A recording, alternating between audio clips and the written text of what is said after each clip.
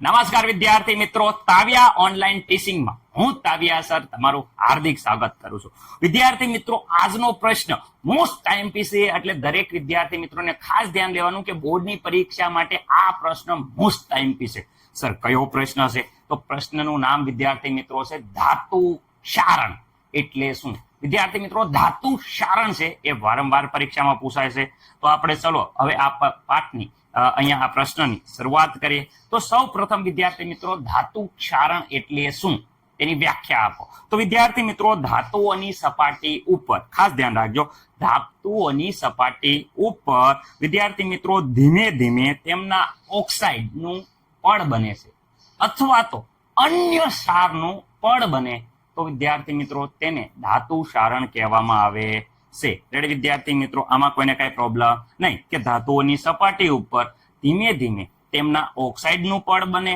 અથવા વિદ્યાર્થી મિત્રો અન્ય ધાતુના ક્ષારનું પડ બને જેને ધાતુ ક્ષારણ કહેવાય છે. ઓકે વિદ્યાર્થી મિત્રો, હવે અહીંયા તમે ધાતુ ક્ષારણમાં જોઈ શકો છો વિદ્યાર્થી મિત્રો, વ્યવસ્થિત રીતે જુઓ કે ભાઈ આ ધાતુ છે એ ધાતુનું વિદ્યાર્થી મિત્રો સૌ પ્રથમ જોઈ શકો છો ઓક્સિડેશન થાય છે અને ઇલેક્ટ્રોન મુક્ત થાય છે. અહીંયા ધાતુનું ઓક્સિડેશન થયું અને વિદ્યાર્થી મિત્રો તેમાંથી ઇલેક્ટ્રોન મુક્ત થાય છે. અને આ ઓક્સિડેશન પામેલી ધાતુ વિદ્યાર્થી મિત્રો જોઈ શકો છો કે ઓક્સિડેશન પામેલી ધાતુ છે એ ઓક્સિજન સાથે પ્રક્રિયા કરે છે અને વિદ્યાર્થી મિત્રો ધાતુ ઓક્સાઇડ બનાવે છે. તમે જોઈ શકો છો ધાતુ ઓક્સાઇડ બનાવે છે અને સાથે સાથે પાણી પણ વિદ્યાર્થી મિત્રો બને છે. આ જોઈ શકો છો આકૃતિમાં. આ રીતે વિદ્યાર્થી મિત્રો આપણે જોયું કે ભાઈ અહીંયા ધાતુ છે એનું સૌપ્રથમ ઓક્સિડેશન થાય છે, ઇલેક્ટ્રોન મુક્ત થાય છે વિદ્યાર્થી મિત્રો, અને ઓક્સિડેશન પામેલી ધાતુ ઓક્સિજન સાથે પ્રક્રિયા કરી અને ધાતુની ઓક્સાઇડ એ સપાટી ઉપર જમા થાય છે. ઓકે સર, સમજી ગયા. તો વિદ્યાર્થી મિત્રો ધાતુ ક્ષારણના હવે આપણે જોઈશું કે લક્ષણો. તો વિદ્યાર્થી મિત્રો લોખંડ ને વિદ્યાર્થી મિત્રો કાટ લાગો જોઈ શકો છો વિદ્યાર્થી મિત્રો, લોખંડને કાટ લાગો, સાંધી હોય તો એનું ઝાંખું પડવું, સાંધી છે એ વિદ્યાર્થી મિત્રો એની સમક ગુમાવી દે, ઝાંખી પડી જાય, એ એક પ્રકારનું ક્ષારણ છે. તો વિદ્યાર્થી મિત્રો આગળ વાત કરે, તાંબા હોય અને કાસુ હોય વિદ્યાર્થી મિત્રો, તાંબા અને કાસાની સપાટી ઉપર જોઈ શકો છો કે લીલા રંગનું પડ બને છે. કેવા રંગનું? લીલા રંગનું પડ બને છે. આને વિદ્યાર્થી મિત્રો ધાતુ ક્ષારણ કહેવામાં આવે છે. રેડી વિદ્યાર્થી મિત્રો, તો તમને ખબર જ હશે કે ધાતુ ક્ષારણના કારણે બહુ નુકસાન થાય છે. તો ધાતુ ક્ષારણના કારણે નુકસાન વિદ્યાર્થી મિત્રો, તો ધાતુ ક્ષારણના કારણે વર્ષે વિદ્યાર્થી મિત્રો કરોડો રૂપિયાનું નુકસાન જાય છે. કરોડોનું નુકસાન જાય છે વિદ્યાર્થી મિત્રો. શું વાત કરો છો સર? વિદ્યાર્થી મિત્રો જેમ કે અહીંયા જોઈ શકો છો મકાનો માં વિદ્યાર્થી મિત્રો જે ધાતુ બનેલી હોય એના કારણે ધાતુમાં મકાનોનું નુકસાન વિદ્યાર્થી મિત્રો જોઈ શકો છો. વિદ્યાર્થી મિત્રો પુલો, જે પુલ ધાતુના બનેલા હોય છે અને વિદ્યાર્થી મિત્રો ક્ષારણ થાય ત્યારે વિદ્યાર્થી મિત્રો કેટલું નુકસાન થાય છે તમે જોઈ શકો છો વિદ્યાર્થી મિત્રો. એ સિવાય જહાજો જે સમુદ્રમાં ચાલતા હોય એ જહાજો હોય વિદ્યાર્થી મિત્રો, બહુ મોટા હોય, એની સપાટી ઉપર જ્યારે લોખંડના કારણે ક્ષારણ લાગે છે વિદ્યાર્થી મિત્રો, ધાતુનું ક્ષારણ થાય છે ત્યારે કેવું નુકસાન થતું હોય છે તમે વિચારી શકો છો કે મોટા જબરા જહાજ હોય એને આ ક્ષારણના કારણે એનું વિદ્યાર્થી મિત્રો જે સપાટી હોય એવા હોલ પડી જાય છે, કેટલું નુકસાન જાય. અને વિદ્યાર્થી મિત્રો ધાતુની બનેલી વસ્તુઓ હોય વગેરેને ક્ષારણ લાગે ત્યારે વિદ્યાર્થી મિત્રો બહુ મોટું નુકસાન થતું હોય છે. એટલે વિદ્યાર્થી મિત્રો તમે જોઈ શકો છો અહીંયા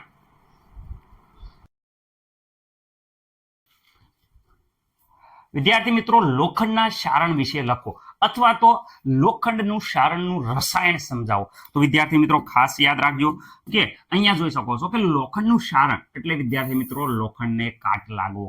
રેડી? લોખંડનું ક્ષારણ છે એ પાણી અને હવા એટલે કે ઓક્સિજનની હાજરીમાં થાય છે. પહેલો મુદ્દો દરેક વિદ્યાર્થી મિત્રોને ખબર પડી ગઈ કે લોખંડનું ક્ષારણ એટલે લોખંડને કાટ લાગવો.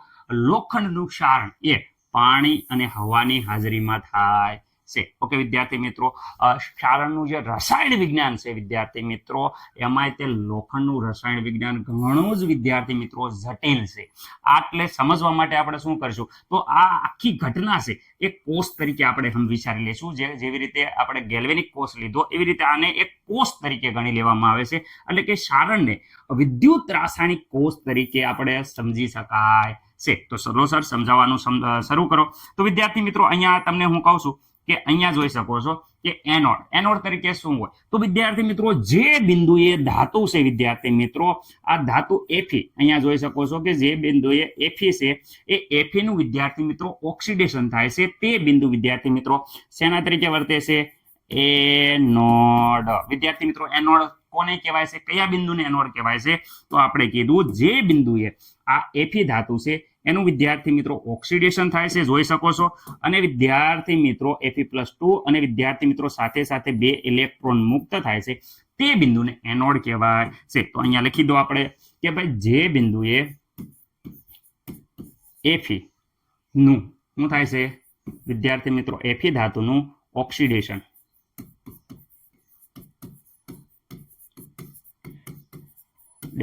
થાય છે વિદ્યાર્થી મિત્રો, તે બિંદુને શું કહેવામાં આવે છે? તે બિંદુને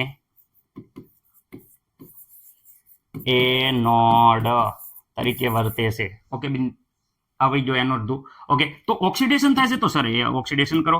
તો વિદ્યાર્થી મિત્રો અહીંયા જોઈ શકો છો કે આ એફી છે, રેડી વિદ્યાર્થી મિત્રો, આ એફી વિદ્યાર્થી મિત્રો એનું ઓક્સિડેશન હું અહીંયા કરું છું. ધ્યાનથી જો એફી છે એ દરેકને વિદ્યાર્થી મિત્રોને ખબર જ છે કે વિદ્યાર્થી મિત્રો Fe+2 થાય છે, અને વિદ્યાર્થી મિત્રો સાથે સાથે અહીંયા 2 ઇલેક્ટ્રોન મુક્ત થાય છે. પરંતુ વિદ્યાર્થી મિત્રો અહીંયા જુઓ એફી ના 2 અણુ લીધા છે, જોઈ શકો છો કે એફી છે, આ ફરીથી બીજો એફી નો અણુ એ ઓક્સિડેશન થાય છે અને બીજા 2 ઇલેક્ટ્રોન મુક્ત કરે છે, અહીંયા જોઈ શકો છો. તો વિદ્યાર્થી મિત્રો અહીંયા પણ આપણે 2 અણુ લઈશું. તો આ એફી ના 2 અણુ, અહીંયા એફી ના 2 અણુ, તો 2 દુને કેટલા ઇલેક્ટ્રોન મુક્ત થાય છે વિદ્યાર્થી મિત્રો? 4 ઇલેક્ટ્રોન મુક્ત થાય છે. ઓકે, આનો પોટેન્શિયલ કેટલો? તો વિદ્યાર્થી મિત્રો ખાસ યાદ રાખવાનું કે ભાઈ એફી છે, Fe+2 માં રૂપાંતર થાય છે, આ એફી છે +2 માં રૂપાંતરણ થાય છે, તો એનો પોટેન્શિયલ વિદ્યાર્થી મિત્રો કેટલો થઈ જાય છે? તો એનોડનો હાફ સેલ છે, એનો પોટેન્શિયલ વિદ્યાર્થી મિત્રો બધાને ખબર છે કે -0.44 વોલ્ટ જેટલો હોય છે. સર આ યાદ રાખવાનું, રાખવું જ પડશે યાદ, એ ખાસ યાદ રાખજો. ઓકે વિદ્યાર્થી મિત્રો, હવે વાત કરે છે કે ભાઈ અહીંયા 4 ઇલેક્ટ્રોન થયા. આ ઇલેક્ટ્રોનનું શું વિદ્યાર્થી મિત્રો? તો આ 4 ઇલેક્ટ્રોન જોઈ શકો છો કે બીજા બિંદુ તરફ ગતિ કરે છે, જોઈ શકો છો બીજા બિંદુ તરફ. આ બીજું બિંદુ વિદ્યાર્થી મિત્રો ખાસ યાદ રાખજો, કયો બિંદુ? તો વિદ્યાર્થી મિત્રો આ જે છે બિંદુ, ઓકે, આ બીજું બિંદુ જ્યાં ઇલેક્ટ્રોન ગતિ કરીને ગયા છે, એ બીજું બિંદુ વિદ્યાર્થી મિત્રો જ્યાં હાઇડ્રોજન પહેલેથી છે તે વિદ્યાર્થી મિત્રો કેથોડ તરીકે વર્તે છે, કેથોડ તરીકે. તો એક એનોડ તરીકે, અને બીજું બિંદુ જ્યાં ઇલેક્ટ્રોન ગતિ કરીને ગયા, ઓલરેડી હાઇડ્રોજન છે, એ વિદ્યાર્થી મિત્રો કેથોડ તરીકે વર્તે છે. તો કેથોડ કોણ બને છે? તો વિદ્યાર્થી મિત્રો જ્યાં પહેલેથી જ S+ શું છે? હાજર છે, હાઇડ્રોજન આયન હાજર છે, અને ઇલેક્ટ્રોન વડે, આ ઇલેક્ટ્રોન વડે ઓક્સિજનનું શું થાય છે વિદ્યાર્થી મિત્રો? રિડક્શન થાય છે, અને ઇલેક્ટ્રોન વડે વિદ્યાર્થી મિત્રો ઓક્સિજનનું શું થઈ જાય છે વિદ્યાર્થી મિત્રો? રિડક્શન. ખાસ યાદ રાખજો આ મુદ્દો, રિડક્શન થાય છે, રેડી. તે બિંદુને વિદ્યાર્થી મિત્રો શું કહેવાય છે? કેથોડ. આ બંનેને યાદ રાખવાનું, એનોડ કોને કહેવાય છે અને કેથોડ કોને કહેવાય છે? જ્યાં એફી ધાતુનું ઓક્સિડેશન થાય તે બિંદુને એનોડ, જ્યાં પહેલેથી જ વિદ્યાર્થી મિત્રો S+ હાજર છે, ઇલેક્ટ્રોન ગતિ કરીને આવે છે, અને ઓક્સિજનનું જો ઇલેક્ટ્રોન વડે ઓક્સિજનનું રિડક્શન થાય છે, તે વિદ્યાર્થી મિત્રો કેથોડ કહેવાય છે. ચલો તો ઇલેક્ટ્રોન વડે આપણે ઓક્સિજનનું શું કરીએ? રિડક્શન. ઓકે વિદ્યાર્થી મિત્રો ખાસ યાદ રાખજો કે ભાઈ અહીંયા ખાસ કરીને ઓક્સિજન છે વિદ્યાર્થી મિત્રો, એની સાથે શું કરવાનું છે? તો વિદ્યાર્થી મિત્રો હાઇડ્રોજન હાજર છે પહેલેથી, તો 4S+ હાજર છે, અને કેટલા ઇલેક્ટ્રોન આવે? 4 ઇલેક્ટ્રોન. વિદ્યાર્થી મિત્રો આ 4 ઇલેક્ટ્રોન જ્યાં આવ્યા ત્યારે વિદ્યાર્થી મિત્રો કુલ પ્રક્રિયા જોઈ શકો, 2 ઓક્સિજન છે, તો પાણીના અણુ કેટલા બનશે? 2. રેડી. ઓકે, આમાં કોઈને ડાઉટ? તો વિદ્યાર્થી મિત્રો હાઇડ્રોજન અને ઓક્સિજન વિદ્યાર્થી મિત્રો એ ઓક્સિજનનું રિડક્શન થાય છે, તો આનો અર્ધ પોટેન્શિયલ કેટલો થઈ જાય છે? તો વિદ્યાર્થી મિત્રો આના જોઈ શકો છો કે S2, ઓકે સોરી S+ છે સર, જોઈ શકો છો S+ આયન હતા, અને ઓક્સિજન સાથે વિદ્યાર્થી મિત્રો રિડક્શન કરી અને H2O બનાવે છે, ત્યારે અહીંયા વિદ્યાર્થી મિત્રો 1.23 વોલ્ટ વિદ્યાર્થી મિત્રો જેટલો પોટેન્શિયલ હોય છે. ઓકે, આમાં કોઈને પ્રોબ્લેમ છે નહીં? તો સંયુક્ત પ્રક્રિયા શું થાય અને એનો પોટેન્શિયલ શું થાય?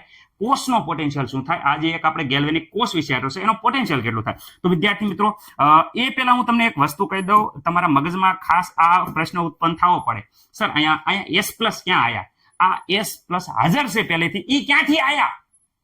કોણ મૂકી ગયું? સાહેબ તો મૂકી નથી ગયા, તો એ આયા ક્યાંથી? તો વિદ્યાર્થી મિત્રો ખાસ યાદ રાખો, એવું માનવામાં આવે છે. સર શું માનવામાં આવે છે વળી? કે આ જે S પ્લસ છે એ વિદ્યાર્થી મિત્રો જે કાર્બન ડાયોક્સાઇડ વાયુ હોય વાતાવરણમાં હોય છે સાહેબ, એ વાત તો પાકી છે. એ વિદ્યાર્થી મિત્રો પાણી સાથે પ્રક્રિયા કરી નાખે અને વિદ્યાર્થી મિત્રો અહીંયા પ્રક્રિયા કરે તો જોઈ શકો છો કે અહીંયા આપણે બનાવે છે H2CO3 કાર્બોનિક એસિડ બનાવે છે. શું બનાવે છે વિદ્યાર્થી મિત્રો? Carbonic acid. ઓકે વિદ્યાર્થી મિત્રો, આ કાર્બોનિક એસિડ એટલે કે વિદ્યાર્થી મિત્રો H2CO3 નું જ્યારે વિયોજન થાય, કાર્બોનિક એસિડ છે એટલે કાર્બનિક વિદ્યાર્થી મિત્રો એસિડ છે, કાર્બનિક એસિડ. એ કાર્બનિક એસિડ ક્યારે કહેવાય? જ્યારે S પ્લસ ઉત્પન્ન કરે. વિદ્યાર્થી મિત્રો આ એસિડ છે એટલે તો વિદ્યાર્થી મિત્રો આ S પ્લસ ઉત્પન્ન કરશે. S પ્લસ ઉત્પન્ન કરશે તો વિદ્યાર્થી મિત્રો સાથે નેગેટિવ આયન પણ ઉત્પન્ન કરે. આ S પ્લસ વિદ્યાર્થી મિત્રો હાજર ક્યાં હતા? અહીંયા હાજર છે. ઓકે વિદ્યાર્થી મિત્રો ખાસ યાદ રાખવાનું છે. ઓકે સર, અમને ખબર પડી ગઈ. હવે આ કોષ પ્રક્રિયા, સંપૂર્ણ કોષ પ્રક્રિયા લખો એટલે આખું સારણ પૂરું થઈ જાય. સર ચલો કોષ પ્રક્રિયા તો અમને આવડે છે. અહીંયા જોઈ શકો 2Fe. તો વિદ્યાર્થી મિત્રો અહીંયા હું લખી દઉં છું 2Fe. ઓકે વિદ્યાર્થી મિત્રો સાથે અહીંયા જોઈ શકો છો આ બાજુ O2 છે, O2 છે વિદ્યાર્થી મિત્રો. અહીંયા 4 હાઇડ્રોજન છે. ઓકે વિદ્યાર્થી મિત્રો. સર ઇલેક્ટ્રોન નહીં લખવાના, કારણ કે અહીંયા જોઈ શકો આ 4 ઇલેક્ટ્રોન બંને બાજુ જતા રહેશે એટલે ઇલેક્ટ્રોન લખવાના નથી. ઓકે આ બાજુનું પતી ગયું. હા સર, એરાની સામેની સાઈડ તો આપણે જોઈ લઈએ. એરાની સામેની સાઈડ 2Fe+2 વિદ્યાર્થી મિત્રો. સાથે પાણીના 2 અણુ 2H2O. ઓકે વિદ્યાર્થી મિત્રો, આ થઈ ગઈ કોષ પ્રક્રિયા. શું થઈ ગઈ? કોષ પ્રક્રિયા. અને કોની કોષ પ્રક્રિયા? તો વિદ્યાર્થી મિત્રો ખાસ યાદ રાખવાનું, આપણે જોઈએ છે લોખંડનું ક્ષારણ. તો આ થઈ ગયું ક્ષારણની કોષ પ્રક્રિયા. ઓકે સર, કોષનો પોટેન્શિયલનું શું કરવાનું? તો વિદ્યાર્થી મિત્રો આપણે કોષ પોટેન્શિયલ બધાને ખબર છે કે વિદ્યાર્થી મિત્રો હવે આ મારે કાંઈ કહેવાનું ન હોય, તમને ખબર જ પડે. ઈ સેલ ગણતા આવડે છે? આ સર ગણતા આવડે છે. E0 કે પેલા શું આવે? કેથોડ માઇનસ વિદ્યાર્થી મિત્રો E0 શું થઈ જાય?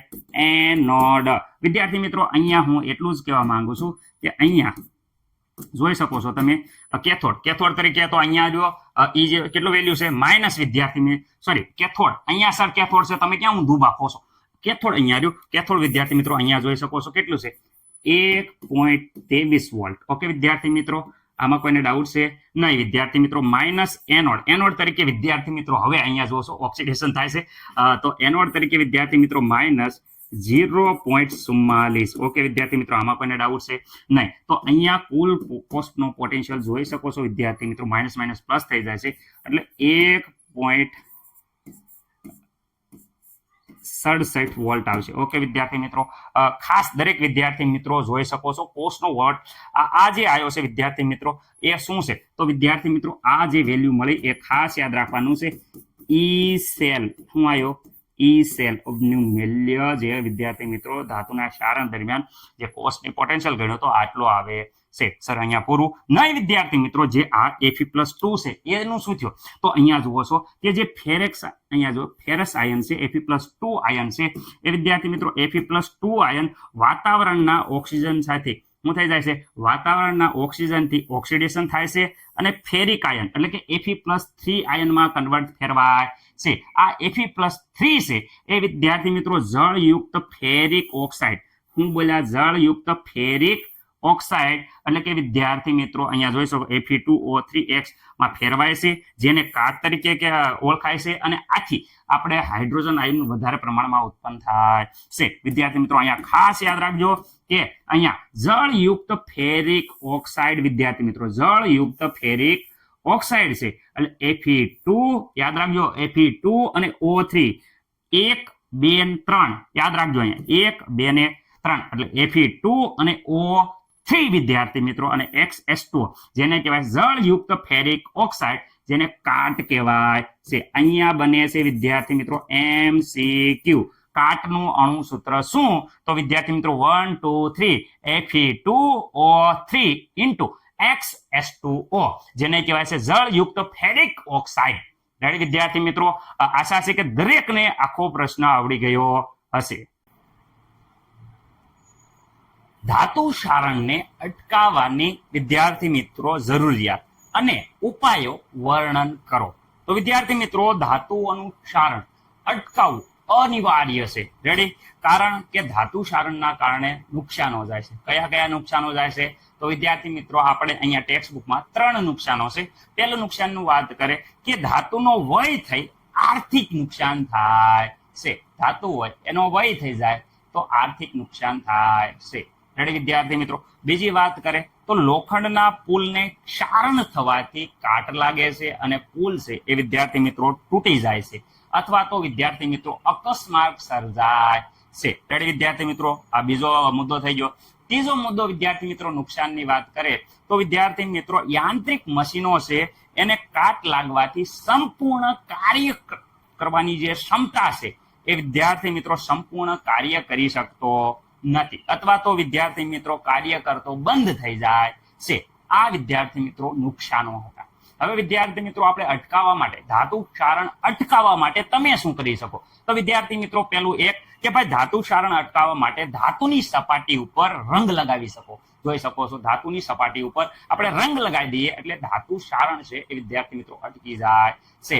પરંતુ વિદ્યાર્થી મિત્રો બીજો પણ આના જેવો જ ઉપાય છે કે ધાતુની સપાટી ઉપર અન્ય રસાયણોનું સ્તર લગાડી દો તો પણ વિદ્યાર્થી મિત્રો ધાતુ ક્ષારણ અટકાવી જાય છે. જેમ કે વિદ્યાર્થી મિત્રો અહીંયા જોઈ શકો છો બિસ્ફિનોલનું સ્તર લગાડી દો તો વિદ્યાર્થી મિત્રો ધાતુ ક્ષારણ અટકે છે. આ બંને ઉપાયોમાં પ્રોબ્લેમ એ રહેશે કે ભાઈ કલર ઉખડી જાય અથવા તો જે અહીંયા રસાયણ લગાવ્યું છે એ વિદ્યાર્થી મિત્રો નીકળી જાય તો અહીંયા ધાતુ ક્ષારણ પાછું થાય શરૂ થઈ જાય છે. તો એનાથી જે મોટા જહાજો હોય એને આ બંને ઉપાયો કામ આવતા નથી. એના માટે વિદ્યાર્થી મિત્રો શું આવે છે કે ભાઈ સક્રિય ધાતુનું સ્તર લગાવવું. જે ધાતુ હોય એના કરતા પણ સક્રિય ધાતુનું સ્તર લગાડી દો એટલે વિદ્યાર્થી મિત્રો સક્રિય ધાતુનું સ્તર લગાવતા સક્રિય ધાતુનું ક્ષારણ થાય છે, જ્યારે આપણી મૂળ ધાતુ છે એ બચી જાય છે. જેમ કે એફી ઉપર વધારે તમે જોઈ શકો લોખંડ ઉપર વધારે સક્રિય વિદ્યાર્થી મિત્રો ધાતુ જેમ કે ઝીંક અને મેગ્નેશિયમ વિદ્યાર્થી મિત્રો લગાવવામાં આપે તો ઝીંક અને મેગ્નેશિયમ બલિદાન આપે છે.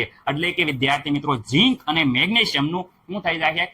ક્ષારણ થાય છે. પરંતુ એફી એટલે કે લોખંડનું ક્ષારણ થવા દેતા નથી. ઓકે વિદ્યાર્થી મિત્રો? અહીંયા ઝીંક અને મેગ્નેશિયમને વિદ્યાર્થી મિત્રો એનોડ તરીકે વિદ્યાર્થી મિત્રો રસી અને એફી ઉપર સ્તર રસી શકાય છે, સ્તર ચડાવી શકાય છે. ઓકે વિદ્યાર્થી મિત્રો?